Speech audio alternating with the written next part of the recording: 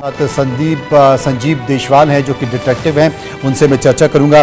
संजीव साहब, इससे पहले भी करें अगर 3 साल का डेटा लिया जाए तो मुंबई में इस तरह की कार्रवाई हुई, करीब 696 बांग्लादेशी गिरफ्तार हुए, 222 डिपोर्ट हुए। अब दिल्ली में तेजी की गई है। दिल्ली में तेजी इसलिए भी की गई है क्योंकि भारतीय जनता पार्टी का एक चुनावी मुद्दा भी था और ये कहा गया था कि अवैध बांग्लादेशी या रोहिंग्या उन्हें चिन्हित किया जाएगा और चिन्हित करे उन्हें वापस भेजा जाएगा। ये आ कैसे जाते हैं, इसके पीछे क्या क्रोनोलॉजी है? देखिए, सोसाइटी, पुलिस, सरकार, इन सब की मिली भगत जब तक नहीं होगी तब तक ये लोग नहीं आ सकते। सोसाइटी का मतलब इसलिए समझना होगा कि जितने भी बांग्लादेशी हमारे देश में आते हैं उनमें से ज्यादा जो लोगों की तादाद है या जो जनसंख्या है उनकी, वो घरों में काम करने वालों लोगों की मेड्स हैं या गाड़ियां साफ करने वाले लोग हैं। इनको कौन जॉब देता है? इनको कहां से ऐसा मौका मिलता है कि वो यहां आके काम करें, उनको खाना भी मिले, सब कुछ मिले? तो वो सोसाइटी है। अगर सोसाइटी इनको जॉब ना देती तो ये यहां कैसे आते हैं, यहां कैसे बसते हैं? उसके बाद आती है पुलिस। जब ये लोग यहां आ जाते हैं, आधार कार्ड भी बन जाते हैं, वोटर कार्ड भी बन जाते हैं, बैंक अकाउंट भी खुल जाते हैं, ये सारी की सारी गवर्नमेंट आइडेंटिटी इनको मिल कैसे जाती है?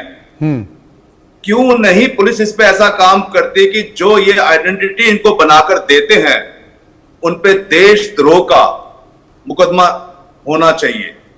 क्योंकि जब तक कानून मजबूत नहीं होगा, पुलिस इन्वेस्टिगेशन मजबूत नहीं होगी, सजाएं लिटिगेशन में इन लोगों को जबरदस्त सजाएं नहीं होंगी, तब तक इनके ये पेपर, गवर्नमेंट पेपर्स बनते रहेंगे और ये आते रहेंगे। सरकार की अपनी इच्छा शक्ति, अगर सरकार चाहे और गहरी इच्छा शक्ति से चाहे तो मैं नहीं मान सकता कि बांग्लादेशी यहां पर एक भी आ सकता है। ये बड़ा सवाल आपने कहा। एनके मीणा, पूर्व सीपी स्पेशल सेल, इस वक्त हमारे साथ जुड़ गए हैं। मीणा साहब, जिस बात का जिक्र अभी कर रहे थे संजीव साहब, मैं सुन रहा था, उनका ये कहना है कि कहीं ना कहीं हमारे सिस्टम की ये नाकामी है और हमारे सिस्टम में बैठे लोग, चाहे वो सरकारी सिस्टम में ही क्यों ना बैठे हों, वो इस पूरे रैकेट में जुड़े हुए, और यही कारण है कि सरहद पार से ये सरहद के अंदर आ जाते हैं, अंदर आकर सिस्टम में चले जाते हैं, वहां से सरकारी आइडेंटिटी बना लेते हैं और उसके बाद ये घुल मिल जाते हैं। तो जब तक इस सिस्टम में जो सरकारी कड़ी है उसको आप नहीं पकड़ोगे तब तक ये खत्म नहीं होगा। और सरकार अगर सख्त संदेश दे और सरकार अगर चाह ले तो कोई भी अवैध बांग्लादेशी, रोहिंग्या या अवैध घुसपैठिया किसी भी देश का हो, वो भारत में नहीं आ सकता। नहीं, इसमें मैं बताना चाहूंगा, सिस्टम सारे बने हुए हैं। बॉर्डर पे बॉर्डर फोर्सेस लगी हुई हैं। उसके अलावा जो बॉर्डर एरिया है उसमें पुलिस स्टेशन वगैरह, उसकी भी पेट्रोलिंग होती है। और उसके अलावा ये जो ट्रांसपोर्ट ट्रेन से या बस से आते हैं, जगह जगह डिफरेंट सिटीज में, डिफरेंट, चाहे दिल्ली हो चाहे और भी जगह हो, ये लोग पहुंच जाते हैं। अब इसमें 2 सिस्टम है। एक तो बिना, इनका खुद का ही एक रैकेट है, जो गैंग्स हैं और इस तरह के लोग हैं वो इनको फैसिलिटेट करते हैं और ये लोग आ जाते हैं, उसमें सरकारी कोई हेल्प नहीं मिलती। कुछ ऐसे लोग हैं सरकार के सिस्टम से जो हैं वो उनको हेल्प करते हैं, लेकिन वो बहुत कम है।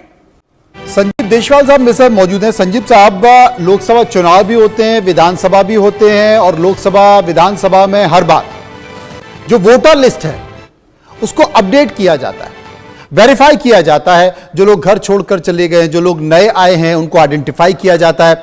बावजूद इसके इतने सारे सरकारें परेशान होती है कि एक देश एक चुनाव होना चाहिए, क्योंकि साहब इतनी लंबी सारी मशीनरी उसमें लगती है। यहां तो लोकल के चुनाव, नगर निगम के चुनाव हो तो वोटर लिस्ट का अध्ययन किया जाता है, छानबीन होती है, विधानसभा के हो, लोकसभा के हो। उसके बावजूद भी इतनी बड़ी संख्या में हम लोगों को आइडेंटिफाई नहीं कर पाए, इतना आइडेंटिफाई नहीं कर पाए कि वो बांग्लादेश से आते हैं और भारत की लड़कियों से शादी करके यहां पर रच बस जाते हैं। देखिए, इसकी आपको क्रोनोलॉजी समझनी पड़ेगी, इसकी गहराई में जाना पड़ेगा। मैं दिल्ली के बिल्कुल सटे हुए एरिया गुड़गांव डीएलएफ में रहता हूं। डीएलएफ फेज 2 आप ये समझ लीजिए कि बॉर्डर से, दिल्ली के बॉर्डर से 1 किलोमीटर दूर है सिर्फ। बॉर्डर पर है बायोडायवर्सिटी पार्क। बायोडायवर्सिटी पार्क के अंदर कम से कम 5 किलोमीटर के रेडियस के अंदर इतने बांग्लादेशी लोग रह रहे हैं, और इस पे मैंने कितनी बार पुलिस का कहता है ध्यान दिलाया और सवाल किया कि भाई यहाँ पे लोगों को क्यों नहीं भेजते हो, पुलिस को क्यों नहीं भेजते हो।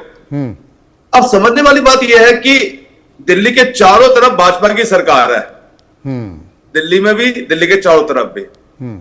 अगर सरकार की इच्छा शक्ति रही तो मैं चैलेंज के साथ कह सकता हूं कि किसी भी कीमत पर यहां पे बांग्लादेशी नहीं रह पाएंगे।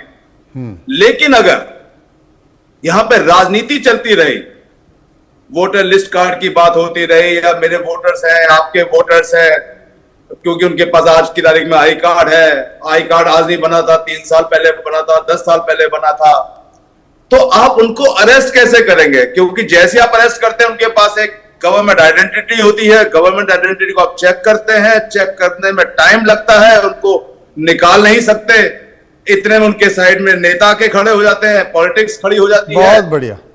और ये सारी यही बीमारी है, उनको यहाँ पे स्थायी बना देती हैं।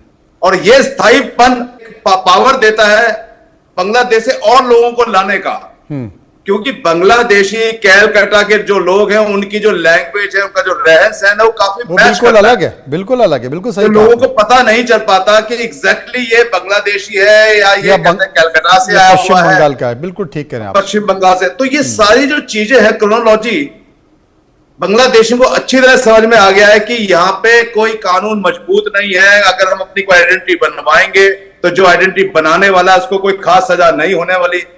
अरे देशद्रोह का केस लगाइए इनके ऊपर। जगदीश शर्मा कुछ कह रहे हैं, उसके बाद मैं आशीष हांडा के पास जाऊंगा। जगदीश जल्दी से। हाँ देखिए मनोज भाई, आपने कहा इच्छा शक्ति की बात चल रही है, सच में इच्छा शक्ति होनी चाहिए। मैं अपनी दिल्ली पुलिस को जितना समझता हूँ, मुकेश मीना जी को पता है, अगर पुलिस कमिश्नर बुला के कह दे हर एसएचओ को, अगर आपके क्षेत्र में एक भी बांग्लादेशी मिल गया ना तो आप सस्पेंड हो जाएंगे। भाई आपकी पीड़ा अब निकल कर आई है, मुझे लगता है डॉक्टर आशीष इसका अच्छा जवाब देंगे। डॉक्टर आशीष, इनका जवाब तो आप दे ही दीजिए, लेकिन संजीव जिस बात का जिक्र कर रहे थे, उन्होंने कहा कि साहब बायोडायवर्सिटी पार्क है, 5 किलोमीटर के एरिया में आप चले जाइए, उस 5 किलोमीटर के एरिया में बांग्लादेशी भरे पड़े हैं। नोएडा के निठारी में बांग्लादेशी भरे पड़े हैं, दिल्ली के भी ऐसे बहुत सारे इलाके जहां बांग्लादेशी भरे पड़े हैं। इन इलाकों को चिन्हित कर आइडेंटिफाई कर एक बार इनकी ढंग से सघन जांच क्यों ना हो जाए? मनोज भाई जैसे आलू, क्योंकि जैसे कि आपने भी कहा और संजीव जी ने बहुत सही पॉइंट आउट किया कि वो पॉलिटिकल विल ही है जो हमारे सक्षम यहां के अधिकारियों को काम करने से रोक रही थी। आप समझिएगा, ये वोट बैंक पॉलिटिक्स जो है, ये सुप्रीम कोर्ट भी कह चुका है कि वेस्ट बंगाल के अंदर लाखों लोग आने दिए जाते हैं। संजीव साहब, आप तो डिटेक्टिव हैं, बहुत सारी चीजें जो सरकार के पास नहीं होती, सरकार सामने नहीं ला सकती, वो आपके सामने होती है। चलिए, देर आए दुरुस्त आए।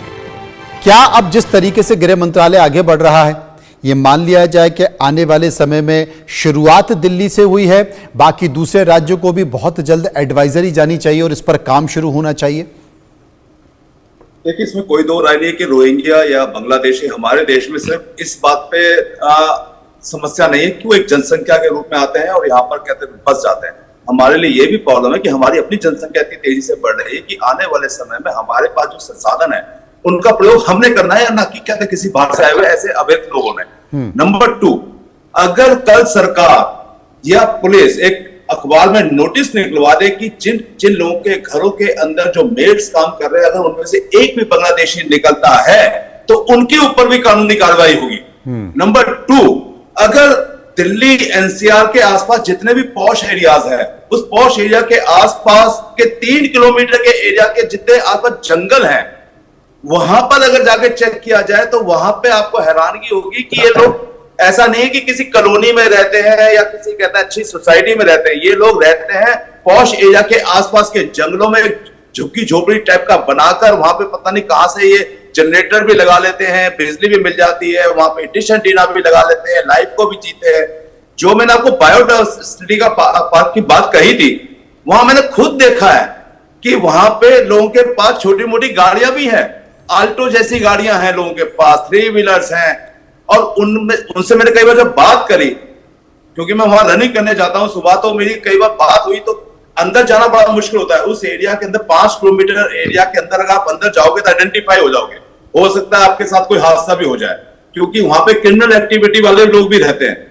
तो ये बहुत सीरियस मैटर है, क्योंकि हमारे देश की जनसंख्या वैसी बहुत तेजी से बढ़ रही है।